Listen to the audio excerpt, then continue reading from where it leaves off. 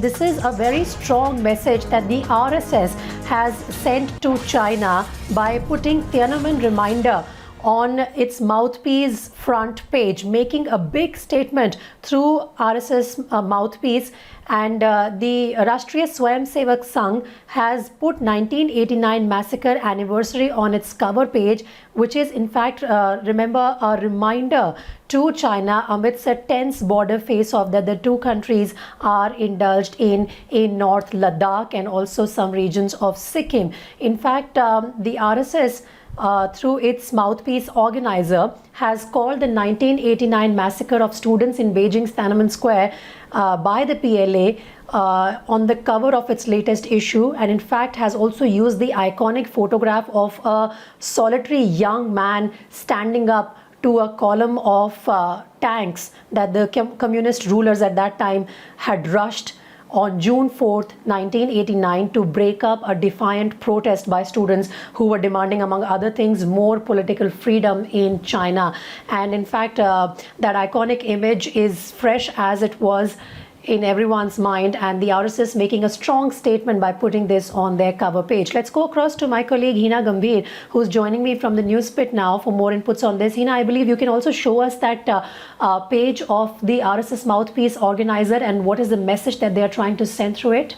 Well, yes, it is 4th of June 2020, and at a time when there is a standoff between India and China over the border issue, and we know what's happening on the issue of coronavirus as well, how China clearly is being questioned by many countries. At this time, given this background, RSS mouthpiece organizer, which calls itself the voice of the nation, has on its front page today revisited what had happened back in 4th of June. Long time back. It revisits the Tiananmen Square massacre.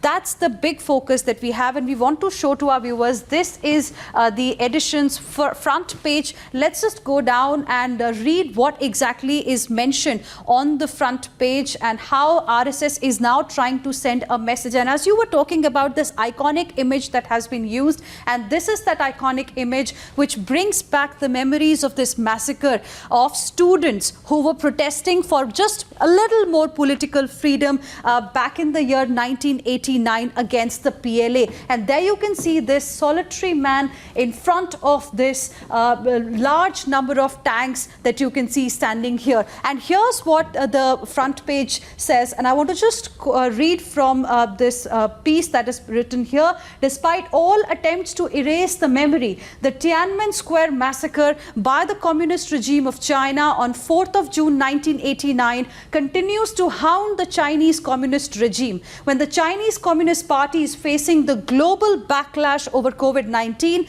and exposed with the dictatorial imposition in Hong Kong and expansionist policies in the region, it is apt to revisit the horrific chapter in the history. It's a message that RSS is trying to send to Beijing as well, and is also in a way trying to remind the government of the day about what China had done back in 1989 on this very day, 4th of June, and what the condition really is. We know protests are going on in Hong Kong as well. The COVID condition is also there.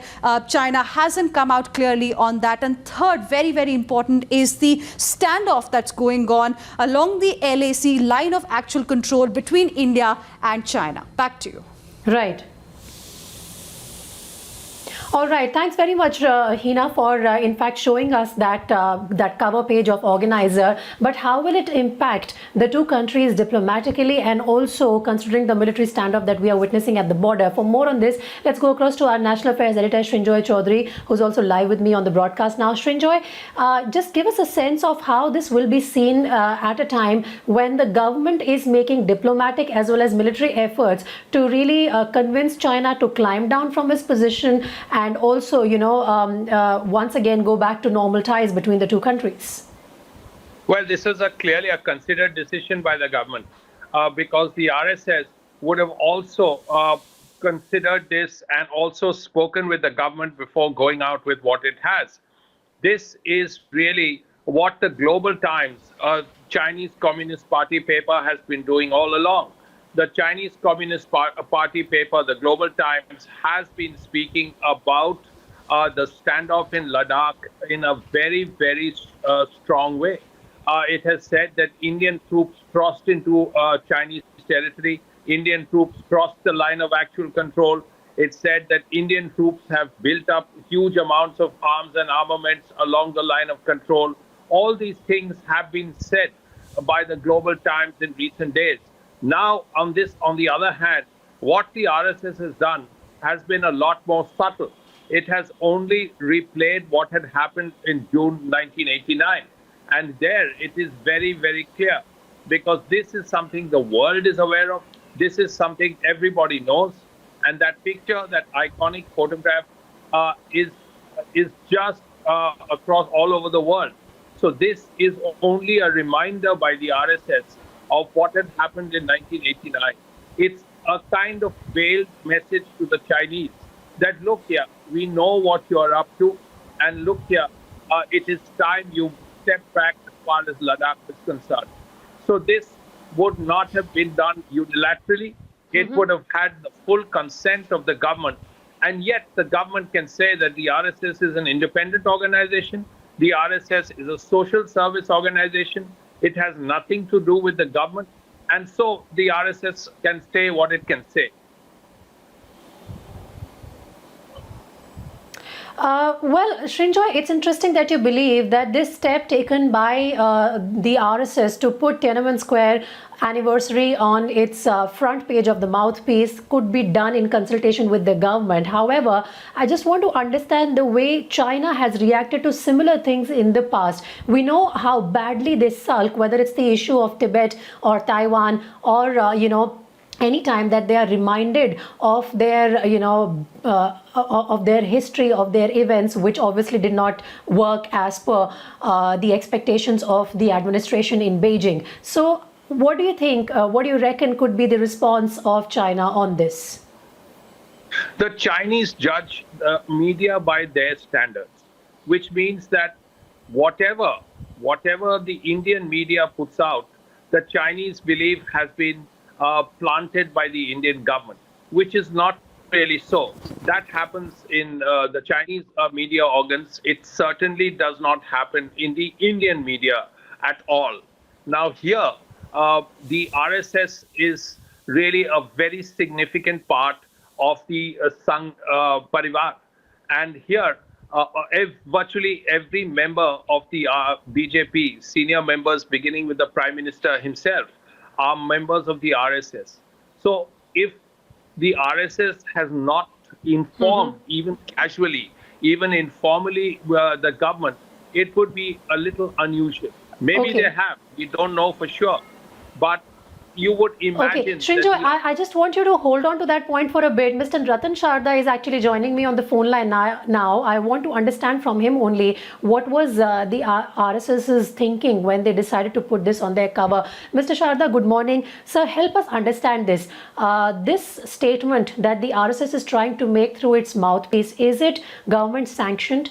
And what essentially is the larger message that you are trying to send across the border to Beijing?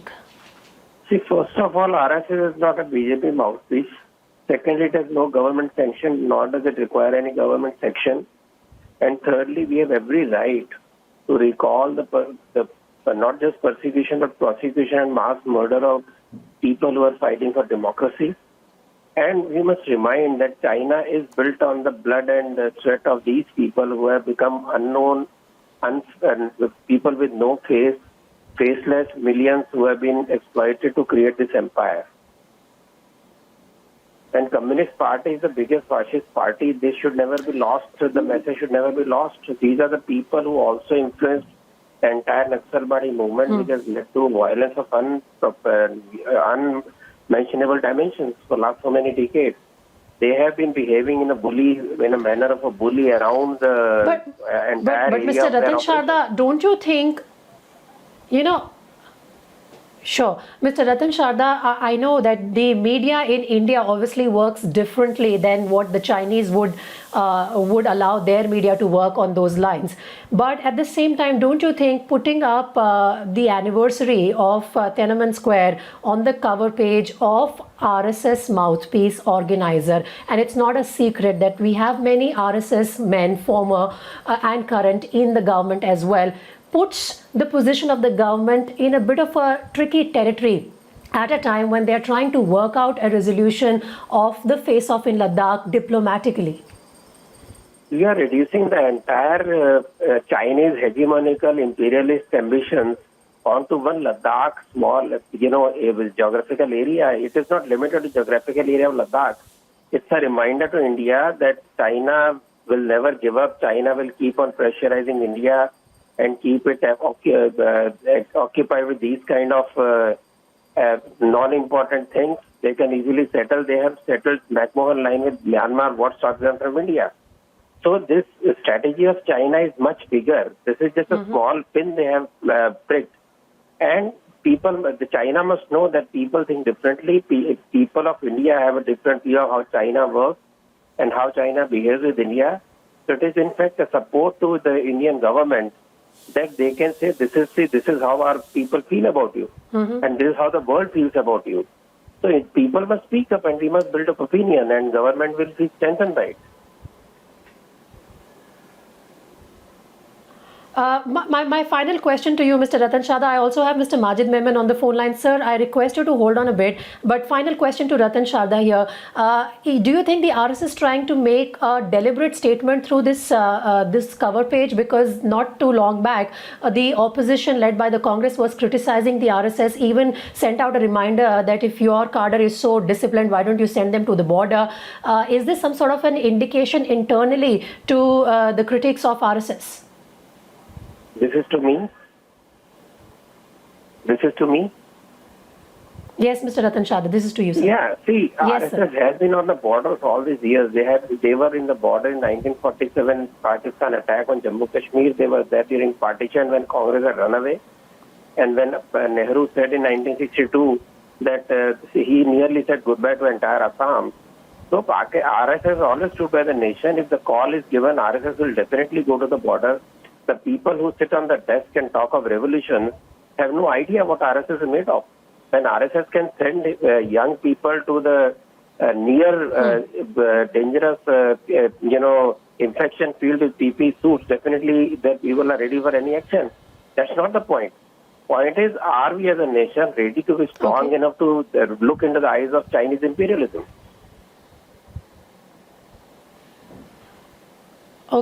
Okay, thanks very much, Mr. Ratan Sharda, for speaking to Times Now. One question I want to bring in here, Mr. Majid Memon of the NCP as well. Mr. Memon, what is your understanding? Ratan Sharda says that through this cover page of Organizer, we are basically sending out a message to China that don't think that we don't know about your dark history, and we will continue to send you reminders because obviously you are on the wrong side when it comes to your aggression at the line of actual control. You see, I must share with your viewers that if China is behaving in a manner which is detrimental to the interest of India, which has been so very obvious during the recent days, then the government has to carve out a policy and spell out, you see, the action against China. Now, through RSS, if this kind of gesture, that publication on the front page of their magazine, Organizer, a certain history of China in the past, is not going to give us any advantage as such. This would only show that, well, RSS also believes that China does not have a very clean hands or a clear history. And therefore, like any other Indian citizen, Organizer or RSS is trying to show to the people that we are angry with the manner in which China is behaving these days. But I don't think this is going to serve in any way any benefit to the nation as such. We are not talking about RSS creating soldiers and declining to send them to borders and all, because this is not the time. As far as this particular Chinese act is concerned, every Indian citizen is expected to rise and take an exception to the Chinese high-handedness. And we have suggested as our party to the government that we are standing with the Prime Minister if any steps are to be taken diplomatically against China Okay. or even militarily Well, or at least that bit of political unity is most welcome. That's true, sir. Thanks very much, Mr. Majid Memon, for speaking to Times Now and, of course, throwing insight into this development. And also thanks to my colleague Srinjoy Chaudhary for getting us inputs on the story.